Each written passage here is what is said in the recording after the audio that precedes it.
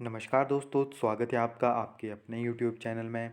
And guys, आज हम आपके लिए लेकर आए हैं 2019 का math section. Okay, two part हमने पहले स्टडी कर लिए हैं। उससे पहले टू पार्ट मैंने आपको पहले ही सेंड कर दिए हैं, जो कि तीन पार्ट मिक्स थे हमारे पास। ओके, 2018, 19 एंड 20 का जो उसमें सेक्शन था वो सारा का सारा कवर था। तो आज मैथ सेक्शन कवर करेंगे, इसके बाद ये ख़त्म हो जाएगा। तो उसके बाद हमारा जो पार्ट 1 है वो यहाँ पे कंप्लीट होता है। अगर लास्ट में हमारे पास टाइम बचेगा तो 2020 के पेपर्स को भी हम स्टडी ज़रूर करेंगे। ओके, बट अभी तक केवल हम इन्हीं को स्टडी करेंगे, क्योंकि काफ़ी ज़्यादा टाइम लगेगा, क्योंकि पार्ट 2 अभी बाकी है, पार्ट 3 उसके बाद चलेगा। ओके गाइज, सो चलिए वीडियो को शुरू करते हैं। फर्स्ट क्वेश्चन था हमारे पास स्क्वायर रूट ऑफ 0.0016। तो इसका स्क्वायर रूट निकालना था, तो आप डायरेक्टली मेथड यूज़ कर सकते थे 0.0016। ओके, तो फर्स्टली आपके पास ज़ीरो है, तो हम ज़ीरो के साथ इसको ट्रीट करेंगे। तो ज़ीरो लिखेंगे आप, तो नॉर्मली फर्स्ट के तो ज़ीरो आ जाएगी, पॉइंट के बाद हम शुरू करेंगे। तो इसको first of all two parts में डिवाइड कर लीजिए इस तरह से, 2 और 2। ओके, पार्ट में डिवाइड कर लिया। अब इसको करेंगे शुरू में तो ज़ीरो आएगा, नेक्स्ट को करेंगे तो यहाँ पे भी हमारे पास ज़ीरो आ गया। ओके, सो नेक्स्ट हमारे पास यहाँ पे कुछ नहीं बचेगा, सो नेक्स्ट बचेगा 016। तो अब क्या करेंगे हम यहाँ पे, तो इसका डबल यहाँ पे हो जाएगा हमारे पास, तो ज़ीरो। एंड इसको नेक्स्ट टर्म हम यहाँ पे लिखेंगे 4। तो जब 4 का हम करेंगे तो अगेन 16 हमारे पास हो गया, यानी 016। तो ये कैंसिल हो जाएगा, तो यहाँ पे क्या बनेगा हमारे पास 4। ओके, इस तरह से भी आप इसको निकाल सकते हैं, या तो आप आंसर से भी निकाल सकते हैं। तो आपको ये मल्टीप्लाई करने पड़ेंगे, फर्स्ट को मल्टीप्लाई करके देखिए, अगर आंसर आता है तो आप इसको इजी वे में कैलकुलेट कर पाएंगे। नेक्स्ट है हमारे पास 62। तो ये तो काफ़ी इजी था गाइस, केवल डेसिमल था। 6 प्लस 10 है आपके पास, यानी 0.1, प्लस नीचे 1000 है, यानी 0.006, प्लस नेक्स्ट है हमारे पास 10,000 है, यानी 0.0061। इनको केवल ऐड करना है, इनकी पोजीशन आएगी। जैसे ये कहाँ पे है, ज़ीरो, पॉइंट के बाद एक यहाँ पे है, ये दो छोड़ के है, यानी 1 2 0 यहाँ पे आ जाएगी। एंड ये आपके पास दो तीन छोड़ के, यानी 0061। कुछ इस तरह से आपके पास यहाँ पे बन जाएगा। तो केवल इसको ऐड करना है एंड आप इसको इजी वे में सॉल्व कर पाओगे। ओके, सो इसका जो राइट आंसर हमारे पास बनेगा डी ऑप्शन। नेक्स्ट हमारे पास 63।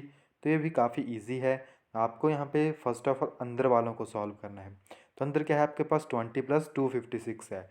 256 का अगर अनरूट करेंगे तो 16 आएगा, यानी 16 plus 20 under root and whole under the root 132। Okay, and इसका कर लेंगे तो ये 36 बन जाएगा। 36 का अनरूट हमारे पास 6 होता है, तो यहाँ अंदर बच जाएगा 352 plus 6 whole under the root and cube root. तो जब अंदर वालों को सॉल्व करेंगे तो हमारे पास यहाँ पे बन जाएगा 1131। ओके, तो इसको हम टू पार्ट्स में डिवाइड कर लेंगे, या तो आप इसको ऐड कर लीजिए फर्स्ट ऑफ ऑल। तो इसका जब हम ऐड करेंगे तो हमारे पास आएगा 1331। ओके, एंड इसका होल अंडर द रूट करना होगा, तो this will be equal to 1/2, या whole under the root first of all हम कर लेंगे।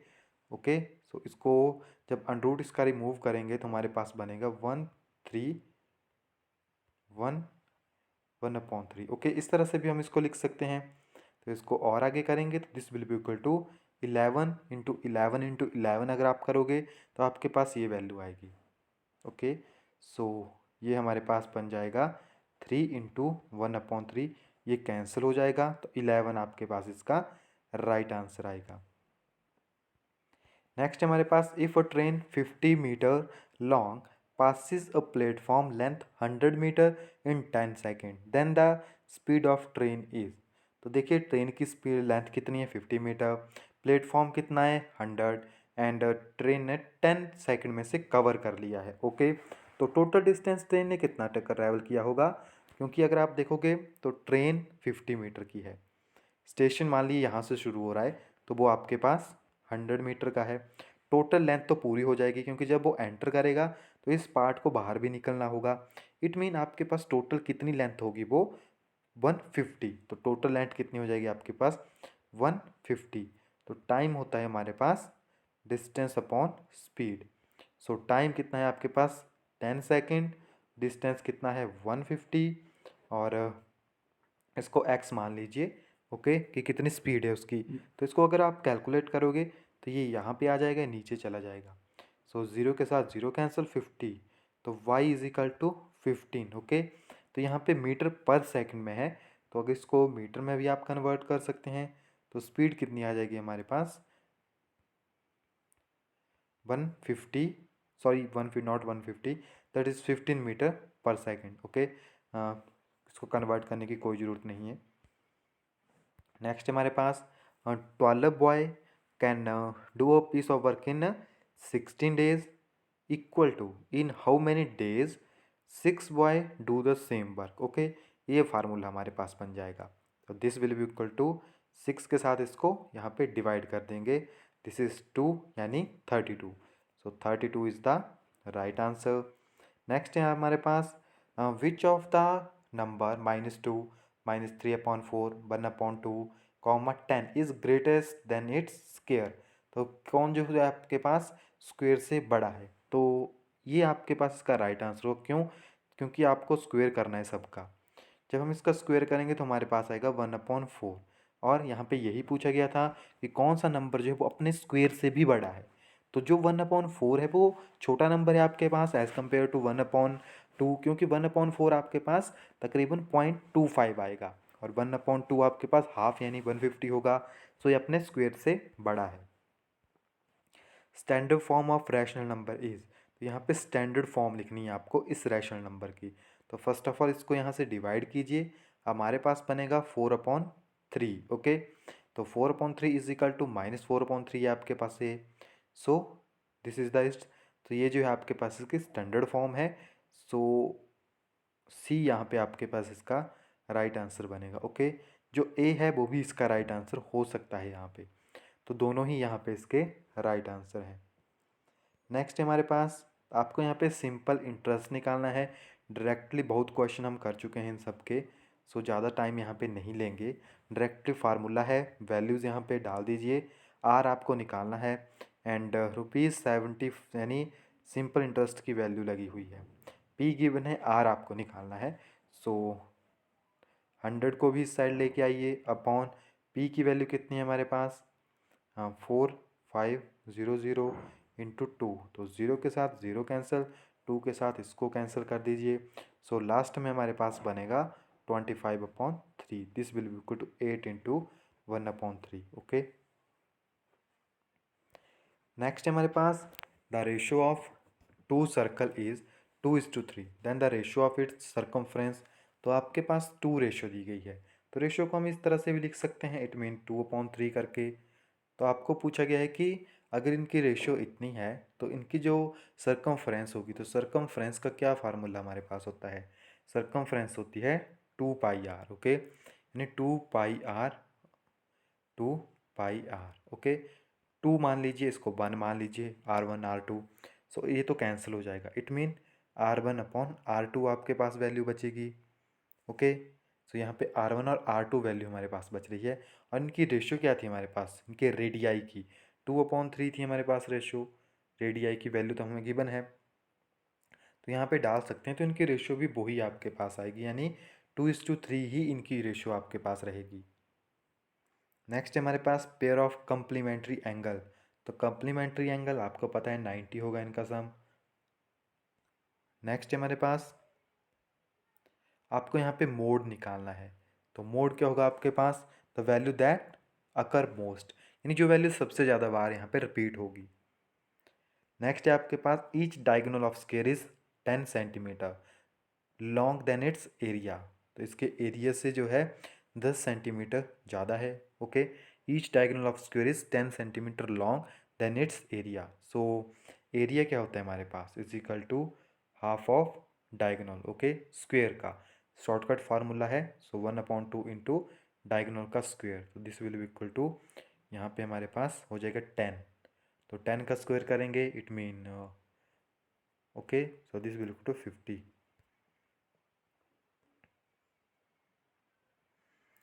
नेक्स्ट हमारे पास if angle A is equal to angle X, angle B is equal to angle Y and A B is equal to X Y, तो आपको congruency का बताना है कौन सा रूल लगेगा।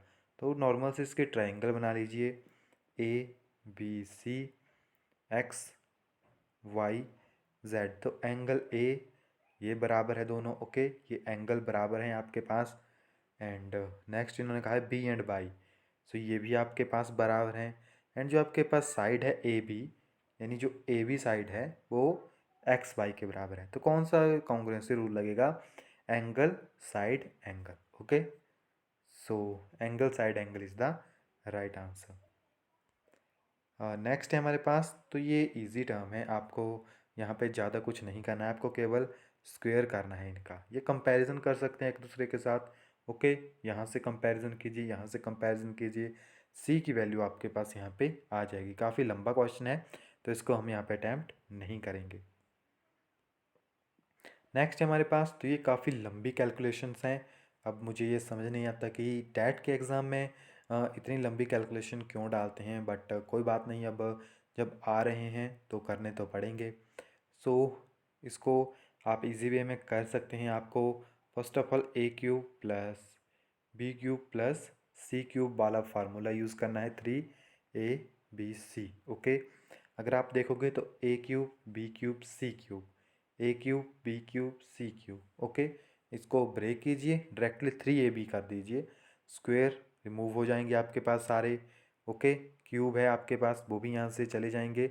सो डायरेक्टली हमारे पास ये टर्म बन जाएगी, क्योंकि आप कॉमन ले सकते हैं स्क्वायर को, पूरी वैल्यू को स्क्वायर के साथ इसका होल अंडर द रूट कर दीजिए, स्क्वायर कैंसिल हो जाएंगे। तो सिर्फ ये वाली वैल्यूज़ डालनी है, यानी 3ab/3ab चलेगा आपके पास स्पेशली, ओके। सो यहाँ पे जो आपके पास इसका आंसर बनेगा वो बनेगा, या फिर गाइज आप ओके इस तरह से आप इसको कर सकते हैं। यहाँ पे इसको थोड़ा सा मॉडिफाई कर लीजिएगा, नीचे तो आपके पास वो पूरी वैल्यू बन जाएगी स्क्वायर के साथ, ओके। एंड कुछ वैल्यू यहाँ पे कैंसिल हो जाएगी, तो इसका जो राइट आंसर हमारे पास बनेगा वो बनेगा ऑप्शन नंबर ए। नेक्स्ट हमारे पास if two adjacent side of a rectangle are 3x² 2xy² and x² + 3x², आपको टू साइड्स दी गई है किसी भी रेक्टेंगल की, तो इसका पैरामीटर निकालना है।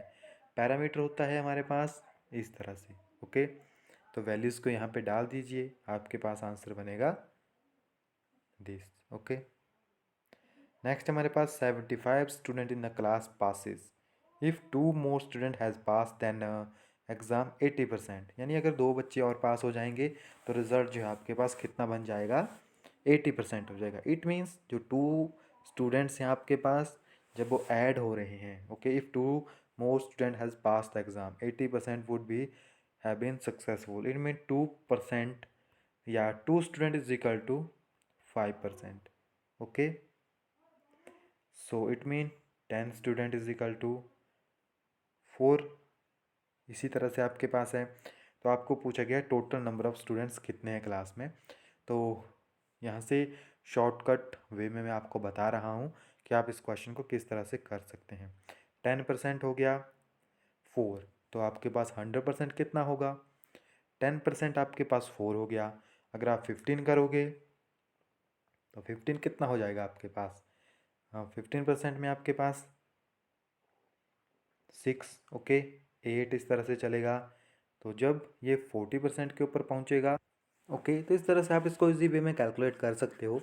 जैसे अगर आपको पता लग गया कि 5 जो है वो 2% है, तो हमें पता है कि 5 इंटू 5 इंटू या 10 × 5 या 5 × 10 कितना होगा आपके पास?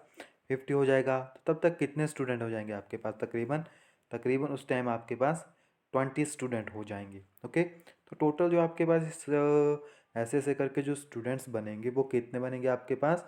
40 स्टूडेंट बनेंगे, ओके। तो इसका राइट आंसर क्या होगा? 40, ओके। इजी क्वेश्चन है गाइस, इजी दिया हुआ है कि 2 बढ़ रहे हैं तो 5% हो रहा है, यानी जब 2 स्टूडेंट इंक्रीज़ हो रहे हैं तो 5% इंक्रीज़ हो रहा है।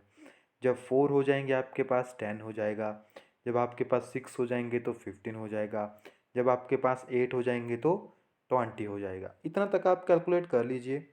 तो अब आप इसको इजी वे में कैलकुलेट कर सकते हैं, या 10 जब आपके पास आ जाएगा तो आप यहाँ से भी निकाल सकते हैं।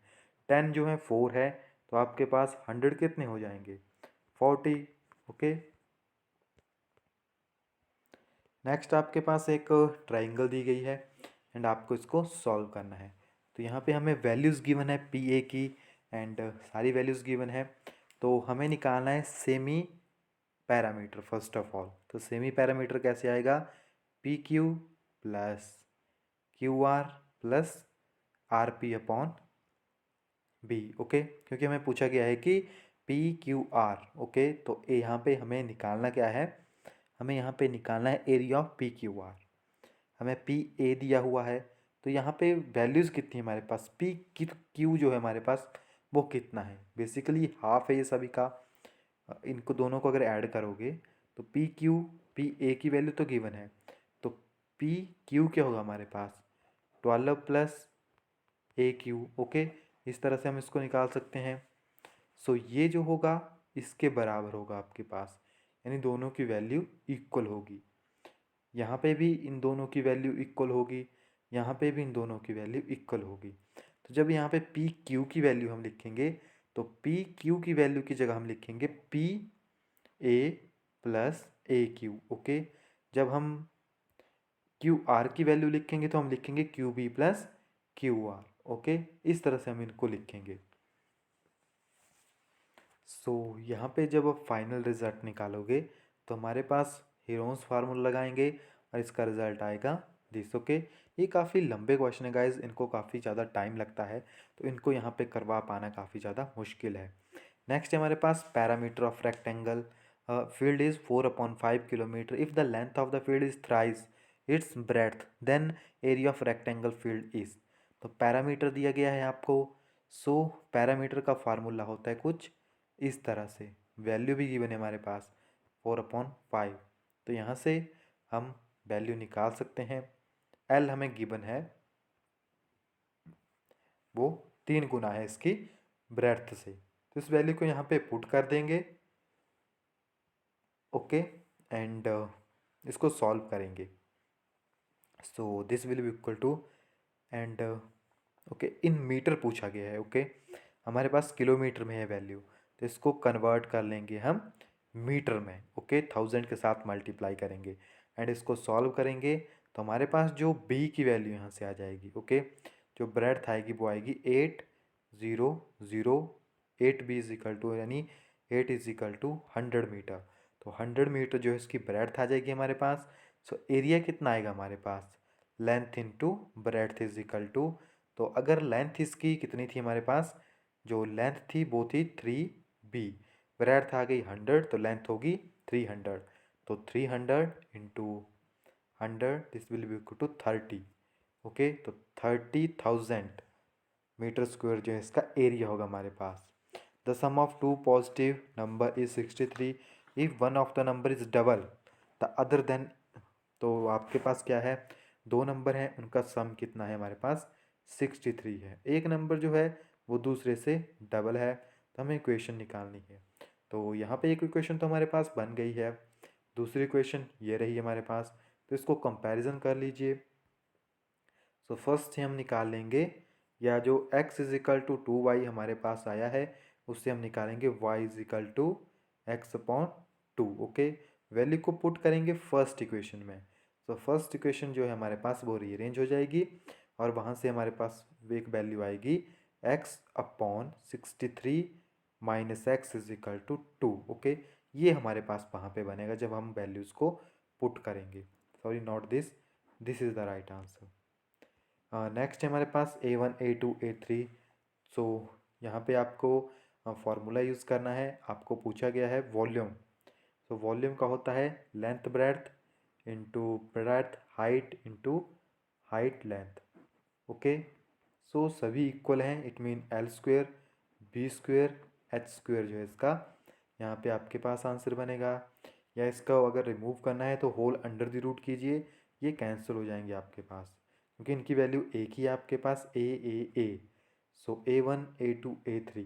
ओके, सो A1 A2 A3 आपके पास इसकी वैल्यू यहाँ पे आ जाएगी हमारे पास। ओके, सो इसको जब सॉल्व करेंगे, under the root A1 × A2 × A3। Okay, so हमारे पास A1 की वैल्यू कैसे आएगी? A1 होगा length into breadth. Okay, A2 हमारे पास होगा ब्रेड्थ इंटू हाइट, A3 हमारे पास होगा height into L. Okay, volume हमने देख लिया, length into breadth into height, so L² B² H² value हमारे पास आ गई थी। तो इसी वैल्यू को हम वहाँ पे ऐड करेंगे यहाँ पे। ओके, तो जब A की जगह L² आएगा, इसकी जगह B² आएगा, इसकी जगह जो है H² आएगा, तो स्क्वेयर के साथ अंडरूट कैंसिल हो जाएगा। सो A1 A2 A3 हमारे पास इसका आंसर बनेगा। ओके,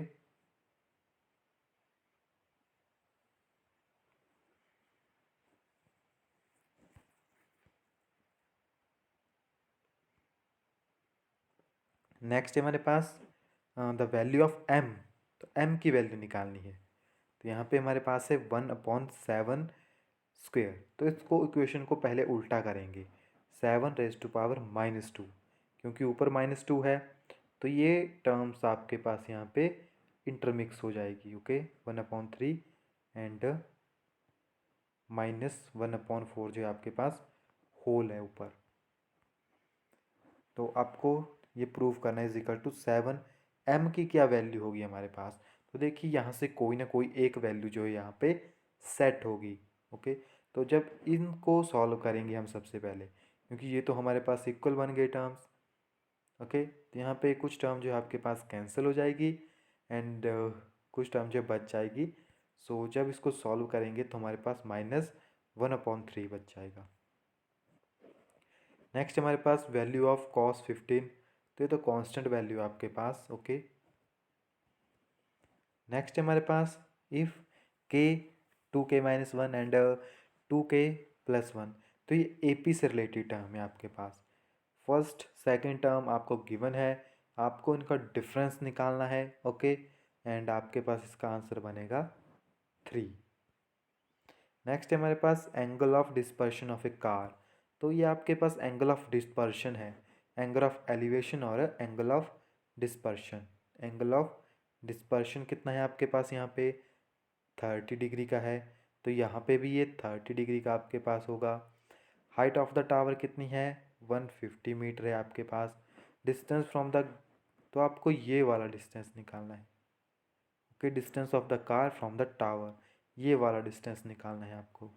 तो अगेन ट्रिग्नोमेट्रिक रेशियो लगाएंगे, tan थीटा यानी tan 30 is equal to 150/AC।